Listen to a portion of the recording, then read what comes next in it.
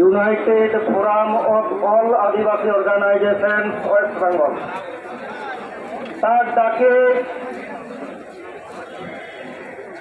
সারা পশ্চিমবাংলা বিভিন্ন আদিবাসী গণসংগঠন যে সহযোগিতায় আজকে আমরা সিআরআই দপ্তরে ডেপুটেশন দিতে এসেছি। আমি প্রথমেই এই দুর্যোগপূর্ণ আবহাওয়াতে সেই উত্তরবঙ্গ থেকে দক্ষিণবঙ্গ আর সেই সুদূর বীরভূম থেকে কাকদ্বীপ যেসব আমাদের আদিবাসী সংগঠনের বরিষ্ঠ অনুভবী নেতৃত্ব এবং আজকে আদিবাসী আন্দোলনের যারা সচেতন জাগ্রত জনতা, আমরা যারা এখানে উপস্থিত হয়েছি, আমি সবাইকে হুল জোহার জানাবো। আমি ধন্যবাদ জানাবো আমাদের যে ইস্যুকে কেন্দ্র করে আজকে সিআরআই ডেপুটেশন, আমি ধন্যবাদ জানাবো এই দপ্তরের আধিকারিকদের, আমি ধন্যবাদ জানাবো আমাদের কর্মসূচির দায়িত্বপ্রাপ্ত পুলিশ আধিকারিক, পুলিশ বন্ধু এবং আমাদের বক্তব্য যারা শুনছেন। আমি আমার বক্তব্য মোটেও দীর্ঘায়িত করব না। অনেকক্ষণ ধরে এখানে আজকে যে বিশেষ ইস্যুকে সামনে রেখে, বিশেষ বিষয়কে সামনে রেখে আজকে এখানে ডেপুটেশন দিতে এসেছি। এর আগে আমার পূর্ববর্তী বক্তারা, আমাদের যারা বরিষ্ঠ অনুভবী নেতৃত্ব আছেন, তারা নিশ্চিতভাবে আজকে এখানে আসার উদ্দেশ্য, এখানে আসার প্রেক্ষাপট আপনাদের সাথে সাথে আজকে যে বিশেষ বিষয়কে সামনে রেখে আমরা বিভিন্ন সময় এলাকায় এলাকায় ছোট ডেপুটেশন দিয়েছি। ওই বিশেষ বিষয়কে সামনে রেখে মহকুমাতে ডেপুটেশন দিয়েছি, ডিএম এর কাছে ডেপুটেশন দিয়েছি। সেই পুরুলিয়া থেকে শুরু করে, বাঁকুড়া থেকে শুরু করে ঝাড়গ্রাম, মেদিনীপুর, দুর্গাপুর, বর্ধমান, এমনকি কলকাতার রানী রাসমণি রোডে সেই বিশেষ বিষয়কে সামনে রেখে আমরা সমাবেশ করেছি। তো আজকে এমন একটা জায়গায়, এমন একটা দপ্তরে আমরা আজকে ডেপুটেশন দিতে এসেছি, কালচারাল রিসার্চ ইনস্টিটিউট। যে কালচারাল রিসার্চ ইনস্টিটিউটের দায়িত্ব হচ্ছে কারা সঠিক আদিবাসী, কারা এসটি সার্টিফিকেটের প্রাপক, কারা সঠিকভাবে এসটি সুযোগ সুবিধা পাবে, শিডিউল ট্রাইব সুযোগ সুবিধা পাবে, তার নির্ধারণ করা। আজকে সেই সিআরআই দপ্তর যাদের কাজ ছিল যে তদন্ত করে, তথ্য যাচাই করে, ফিল্ড ইনকোয়ারি করে, সোশ্যাল স্ট্যাটাস ইনকোয়ারি করে আজকে আদিবাসীদের আদিবাসিত্বটাকে রক্ষা করা, এটা তার দায়িত্ব ছিল। কিন্তু বর্তমান পরিস্থিতিতে সারা পশ্চিমবাংলায় আমরা যে চিত্র দেখতে পাচ্ছি, সারা পশ্চিমবাংলায় আজকে আমরা যারা বুনিয়াদী আদিবাসী, আমরা যারা আসলি আদিবাসী, আমরা যারা আমাদের যারা সাংবিধানিক অধিকার হিসাবে, বুনিয়াদী হক হিসাবে আমরা আদিবাসী, তারা আজকে বুঝতে শিখেছি, তারা দেখতে পাচ্ছি যে আজকে সিআরআই দপ্তর তাদের সেই কাজে ব্যর্থ হয়েছে। সিআরআই দপ্তর তাকে যে কাজটা দেওয়া হয়েছিল সেই কাজটা করতে অসমর্থ হয়েছে। তাই আজকে সারা পশ্চিমবাংলায়, আজকে পুরুলিয়া থেকে, বাঁকুড়া থেকে, ঝাড়গ্রাম, মেদিনীপুর, নদিয়া, 24 পরগনা, হুগলি, বর্ধমান, বিভিন্ন এলাকায় ও আদিবাসী আদিবাসীরা আজকে এসটি সার্টিফিকেট আজকে ভুলভাবে ষড়যন্ত্রভাবে আজকে নকল করছে। আজ শুধু সেখানে সীমাবদ্ধ নেই, আজকে আসলি আদিবাসীদের কাছে একটা ভয়ঙ্কর পরিস্থিতির উদ্ভব হয়েছে। আজকে আসলি আদিবাসীদের কাছে, বুনিয়াদী আদিবাসীদের কাছে আজকে একটা অদ্ভুত পরিস্থিতির সৃষ্টি হয়েছে। আজকে নিজেদের মধ্যে, আসলি আদিবাসীদের মধ্যে আজকে এই বিভ্রান্তিকর পরিস্থিতির সৃষ্টি হচ্ছে যে কারা আমার সাথে আছে আর কারা আমার বিরোধিতা করছে, কারা আমার অধিকারটা খেতে চায়, কারা আমার অধিকারটা লুটে নিতে চায়, কারা আমার অধিকারটা ছিনিয়ে নিতে চায়। আজকে আসলে আদিবাসীরা বুঝতে শিখেছে। আর এই সিআরআই দপ্তরের দায়িত্ব ছিল যে এলাকায় গিয়ে তথ্য যাচাই করে, সেখানে তদন্ত করে, সেখানকার সোশ্যাল স্ট্যাটাসকে ইনকোয়ারি করে কোনো জাতিকে বা যাদেরকে এসটি সার্টিফিকেট দেওয়া হচ্ছে তাদেরকে সঠিকভাবে দেওয়া হচ্ছে কি না তার পরীক্ষা নিরীক্ষা করা। আজকে এই সব সমস্যার জন্য আমরা এখানে ডেপুটেশন দিতে বাধ্য হয়েছি। আজকে এই সিআরআই দপ্তর আজকে কি করছে, কি কাজ করছে, এলাকায় তদন্তের নাম করে আজকে যে কেমন তদন্ত হচ্ছে, আপনারা যারা আমরা আদিবাসী এলাকার মানুষ, যারা আমরা গ্রাম বাংলার মানুষ, যারা আমরা আদিবাসী অধ্যুষিত এলাকায় থাকি, আমরা খুব ভালো করে জানি এই সিআরআই দপ্তরের কেমন করে তদন্ত করছি। আজ তো মনে হয় আজ এই সিআরআই দপ্তরের আধিকারিকদের কাছে পরাজয় আমি নিবেদন করে যাব, আপনাদেরকে তদন্ত এলাকায় যাওয়ার দরকার নেই। আজকে সারা পশ্চিমবাংলার আদিবাসীরা আপনার দুয়ারে এসেছে, একটু জানলা দিয়ে উঁকি মেরে দেখুন এরা আদিবাসী। আমি পরাজয় নিবেদন করবো, আধিকারিকদের পরাজয় নিবেদন করবো, এলাকায় যাওয়ার দরকার নেই। সারা পশ্চিমবাংলার আদিবাসী মানুষ আপনার দুয়ারে এসেছে, আপনি জানালা দিয়ে অন্তত উঁকি মারুন এরা আদিবাসী মানুষ। আর তাও যদি না পারেন আমাদের ওই বাঁকুড়া পুরুলিয়াতে ভাষায় করবো, এই কলকাতার সিআরআই দপ্তরে আপনাদের বসে থাকার দরকার নেই। ওই আমাদের এলাকায় গিয়ে একটু পোড়া বাঙালি করবেন। এইসব কথাগুলো শুনতে খুব খারাপ লাগে, এইসব কথাগুলো শুনতে একটু কেমন লাগে যে আদিবাসীরা কি সব বলছে। আপনাদের সত্যি বলছি, আমাদের এলাকায় গিয়ে, জঙ্গলমহল এলাকায় গিয়ে যদি একটু পোড়া বাঙালিটা করেন, তাহলে আপনাদের বুঝতে হবে কারা আদিবাসী আর কারা অআদিবাসী। আপনাদের কাছ থেকে আমরা অনেক সরল করে দিলাম, আপনাদেরকে তথ্য ঘেটে, কাগজ ঘেটে, এলাকায় তদন্ত করে কারা আদিবাসী আর কারা আদিবাসীরা বিচার করবেন না, একটু পোড়া বাঙালিটা করে আসবেন।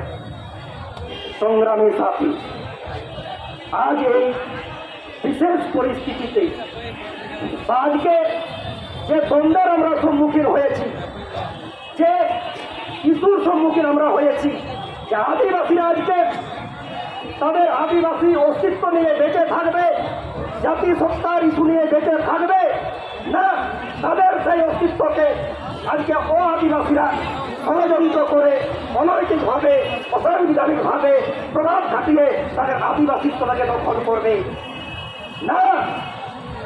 আমি কোনো জাতি গোষ্ঠীর বিরুদ্ধে কথাবার্তা বলতে এখানে আসিনি, কোনোদিন বলিনি। আমি কোনো জাতিকে আক্রমণ করতে আমি মাইক ধরিনি, কোনোদিন মাইক ধরিনি কোনো জাতিকে আক্রমণ করতে।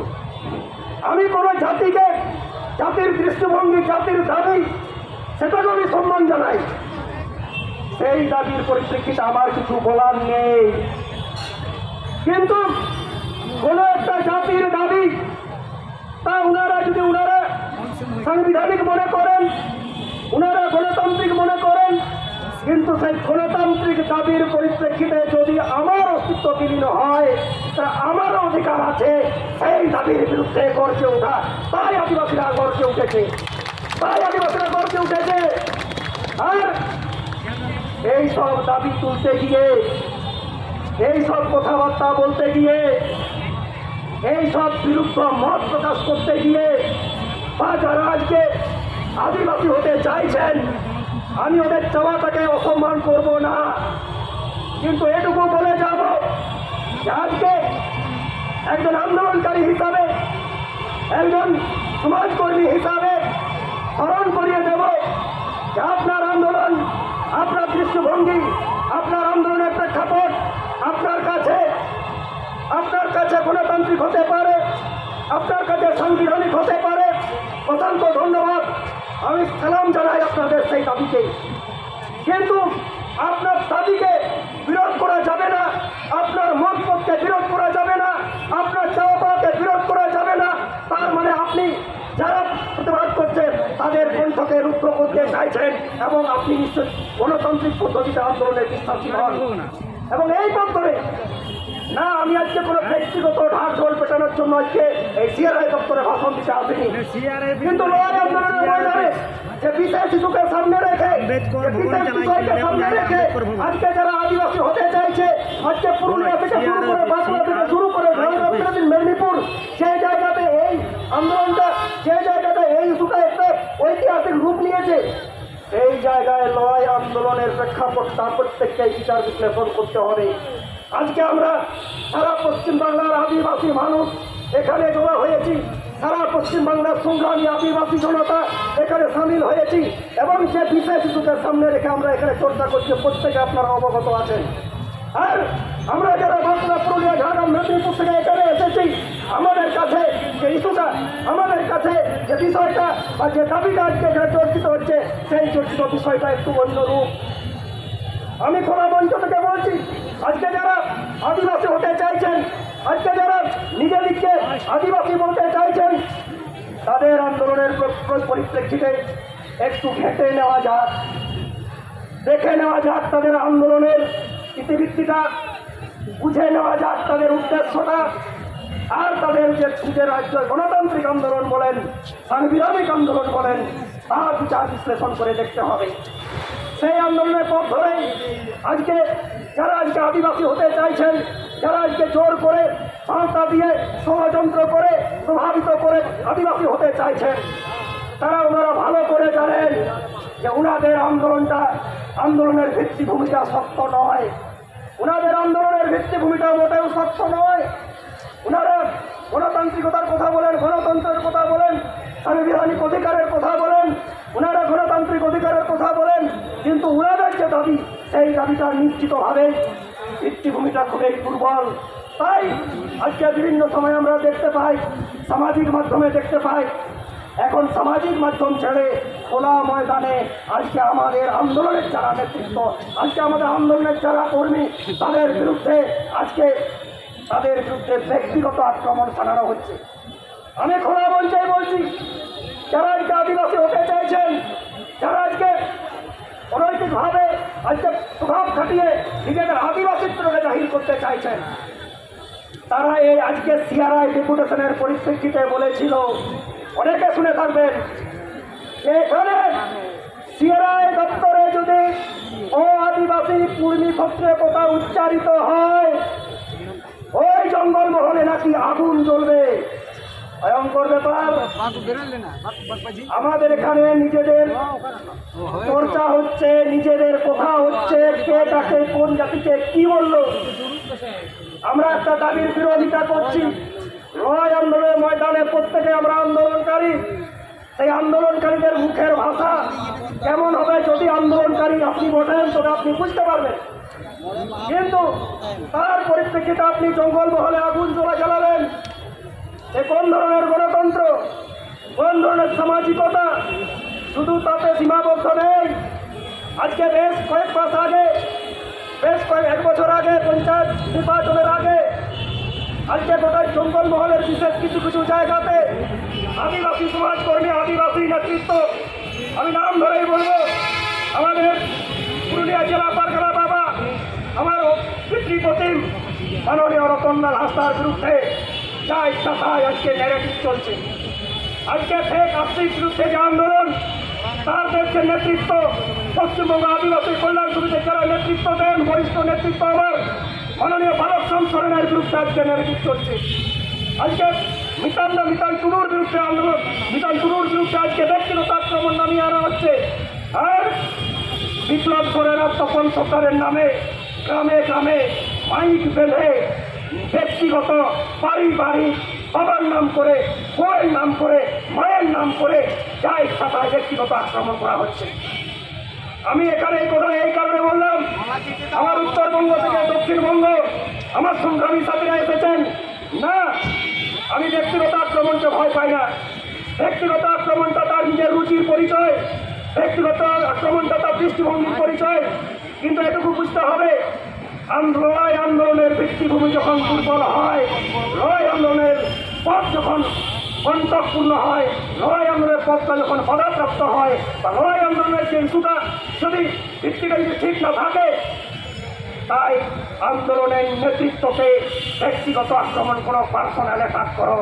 তাই আমি আগামী দিনে এই জাগ্রত জনতা, আমাদের আদিবাসী মানুষজনকে এবং আমাদের যুবা ভাইরা যারা আজকে সামাজিক মাধ্যমে আজকে নতুন একটা লড়াই শুরু হচ্ছে, ন্যারেটিভ শুরু হচ্ছে, তার পাল্টা ন্যারেটিভ দেওয়ার জন্য আমাদেরকেও তৈরি থাকতে হবে।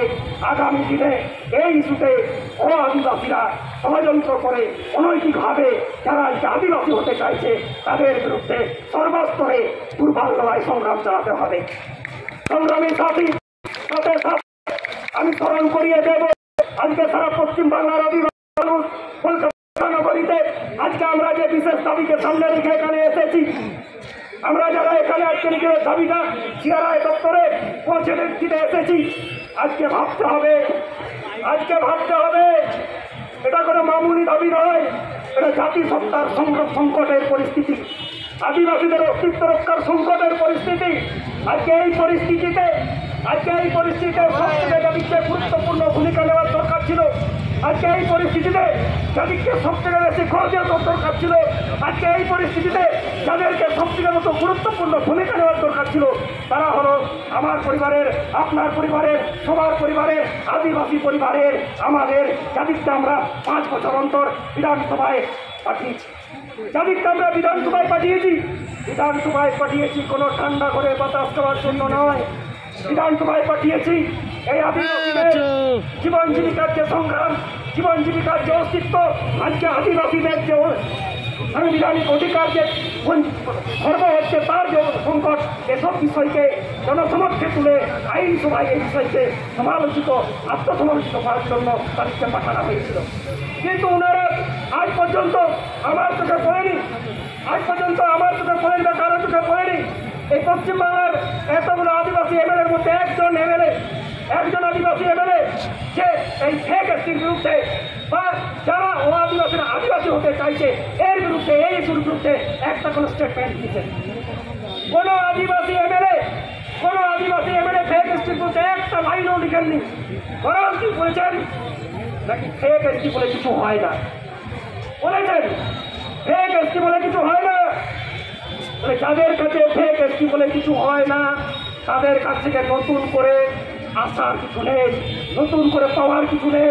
আজকে এই বিষয়কে সামনে রেখে আগামী দিনে শুধু সিআরআই দপ্তর না, আগামী দিনে আরো এলাকার আদিবাসী মানুষকে সচেতনভাবে যারা আদিবাসী হতে চাইছে, যারা আদিবাসীত্বটাকে নিজেদের বাবার জমিদার মনে করতে শুরু করেছে, অনৈতিকভাবে প্রভাবকারী হতে চাইছে না, আমি কোনো বিশৃঙ্খলার কথা বলবো না। আদিবাসীরা ভ্রাতৃত্ববোধে বিশ্বাস করে, আদিবাসীরা সহাবস্থানে বিশ্বাস করে এবং সেই সহাবস্থান সব দিন বোঝায় এসেছে। কিন্তু বন্ধু, আপনি বারবার আমার দুর্বলতাটাকে, আমার পিছিয়ে পড়ার যে আমি যে পিছিয়ে আছি সেটাকে সামনে রেখে, আমার অজ্ঞতাকে সামনে রেখে আপনি বারবার আমার দিকে ঢিল ছুড়বেন। আমি নিশ্চয় আপনার দিকে রসগোল্লাটা ছুড়ে দেবো না, আমিও পাল্টাই ছুড়ব। তখন বন্ধু বলবেন না যে আপনারা বিশৃঙ্খলা করছেন। সহাবস্থান বজায় আছে, সহাবস্থান বজায় থাকবে, সাথে সাথে আদিবাসীত্ব রক্ষা করার দায়িত্বটাও আমাদেরকে নিতে হবে। যাই হোক, আজকের এই সিআরআই ডেপুটেশনে আজকে আমরা যারা সারা পশ্চিমবাংলার জাগ্রত আদিবাসী জনতা এখানে উপস্থিত হয়েছি, একটা সিআরআই ডেপুটেশনে শেষ কথা নয়। আগামী দিনে এই লড়াই আন্দোলন চলবে, এই দুর্বল লড়াই আন্দোলন চলবে, সারা পশ্চিমবাংলার কোনায় কোনায় লড়াই চলবে, যতদিন না যারা আদিবাসী আদিবাসী হতে চাইছে, এই ইস্যুটা যতদিন শেষ না হবে, এই ইস্যুটা যতদিন না শেষ হবে, ততদিন আদিবাসীদের আওয়াজটা আরো উচ্চ করতে উঠবে। আদিবাসী আদিবাসী আদিবাসী জিন্দাবাদ। আদিবাসী আদিবাসী জিন্দাবাদ। আদিবাসী জিন্দাবাদ। যাই হোক, আজকের এই দুর্যোগপূর্ণ পরিস্থিতিতে আপনারা যারা শুধু উত্তরবঙ্গ থেকে দক্ষিণবঙ্গ এখানে এসছেন, প্রত্যেকে আরেকবার সংগ্রামী অভিনন্দন জানিয়ে আমি আমার এই ক্ষুদ্র বক্তব্য শেষ করছি। সবাইকে জোহার।